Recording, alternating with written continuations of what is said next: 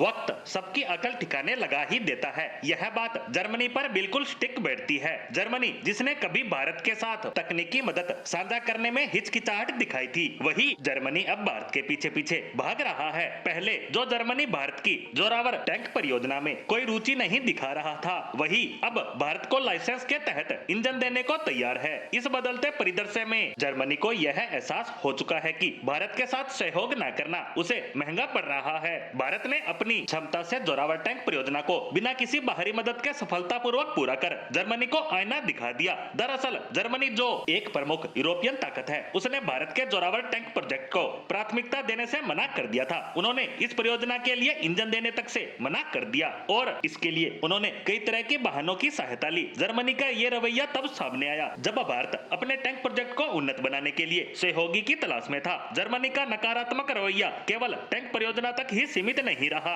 बल्कि अन्य कई समझौतों में भी उसने ऐसी अनिच्छा जाहिर की। जर्मनी के इस नकारात्मक रुख के बावजूद भारत ने हार नहीं मानी। भारत ने जोरावर टैंक को अपनी स्वदेशी तकनीक से विकसित कर अपनी काबिलियत साबित की और जर्मनी के इंजन की कमी को अपनी क्षमताओं से भर दिया। इस प्रयास ने भारत की स्वदेशी तकनीक को न केवल मजबूत किया, बल्कि ये भी दिखाया कि भारत अब आत्मनिर्भर बनने की दिशा में तेजी से आगे बढ़ रहा है। भारत की इसी क्षमता को देख अब जर्मनी पछता रहा है। साथ ही जर्मनी ने देखा कि हाल ही में स्पेन भारत के साथ कई बड़े समझौते कर चुका है। वो भारत के साथ अपनी साझेदारी को मजबूत कर रहा है। उससे जर्मनी को समझ आ गया कि भारत को नजरअंदाज करना उसकी सबसे बड़ी भूल थी और अब जर्मनी के चांसलर की भारत यात्रा से यह स्पष्ट हो गया कि जर्मनी ने भारत के साथ जो उपेक्षापूर्ण रवैया अपनाया, इससे उसे फायदे की जगह नुकसान ही हुआ। वहीं स्पेन ने इसका फायदा उठाते हुए एक मजबूत साझेदारी स्थापित की। अपनी गलती का एहसास होते ही जर्मनी अब भारत के साथ अपने संबंधों को सुधारने के लिए कई नए प्रस्ताव लेकर आया है। हाल ही में उसने भारत को यूरोफाइटर टाइफून फाइटर जेट का प्रस्ताव दिया, जिसमें भारत को अपनी स्वदेशी मिसाइलों को एकीकृत करने की अनुमति भी दी जा रही है। पहले इस तरह की अनुमति सिर्फ ब्रिटेन द्वारा ही दी जा रही थी, लेकिन अब जर्मनी ने भी इसमें सहमति दे दी है, जिससे यह साफ हो गया है कि जर्मनी अब भारत के साथ किसी भी प्रकार का विवाद और दूरी बनाकर नहीं रहना चाहता